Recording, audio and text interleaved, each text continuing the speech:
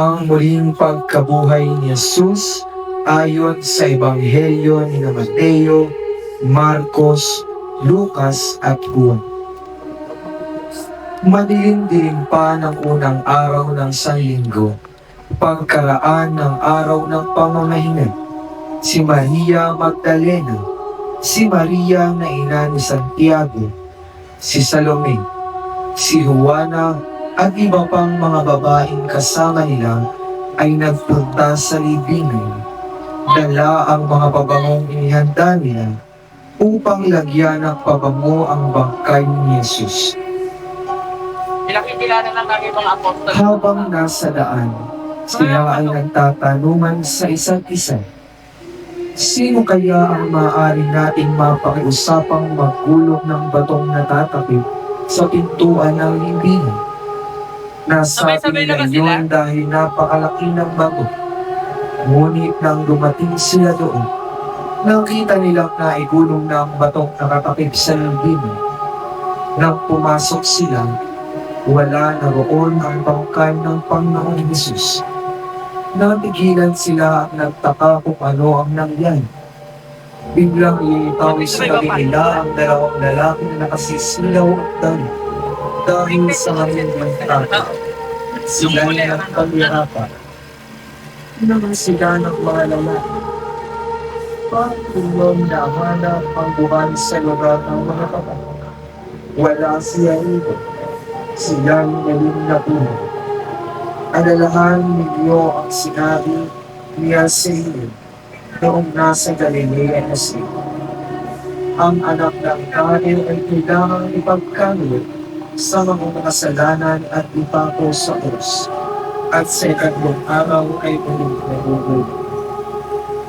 Naalala ng mga babae ang mga sinabi ni Jesus na una, kaya't umuwi sila at isinireksa nila sa 11 at iba pa nilang kasama ang buo. Naparoon sa libingan ni Jesus sina Pedro at si Juan, ang alagad na mahal ni Jesus. Kapwa silang lumakbo, ngunit si Pedro ay naunahan na umpisa. Yumuko ito at sumilip sa loob ng libingan, ngunit hindi pumasok. Nakita niyang nakalagay doon ang mga mamahaling tela. Nang dumating si Simon Pedro, tuloy-tuloy itong pumasok sa libingan at nakita nito ang mga telang lino at ang panyong ibinalot sa ulo ni Jesus. Ang panyo ay hindi kasama ng mga mamahaling tela, kundi hiwalay na nakatiklog sa isang tarik. Pumasok din ang alagad na naunang dumating at nakita niya ito at siya'y naniwala. Hindi ba nila nauunawaan noon na si Jesus ay kailangang muling mabuhay ayon sa kasulatan at umuwi agad ang mga alagad. Resurrexi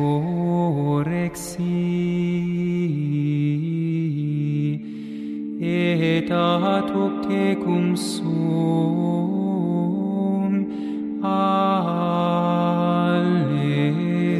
Nang malabas na sa hukay at muli ngang nabuhay si Jesus, ay una niyang dinalaw ang kanyang inang namamanglaw upang alipin ito sa kalumbayan.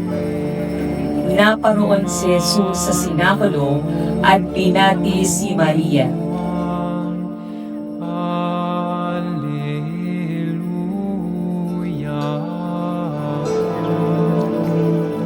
O inang ng lulong, lumbay ay di mamagkamot, masdan mo iyong anak.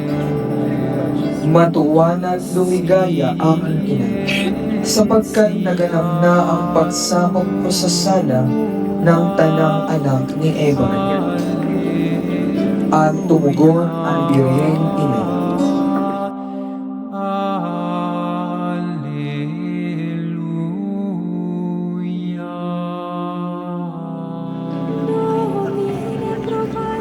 O anak kong sinisinta, buhay ng aking kaluluwa. loob ko'y nagkamit ng saya sa iyong pagpapakita. At ang mga tinataglay na hapis at katiguan sa puso ni Maria ay agad nahalinhan ng malaking kagalakan.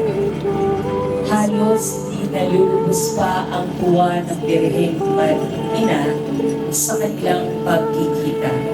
Ay napagdakay naman si Jesus upang aliwin ang kanyang mga alagad.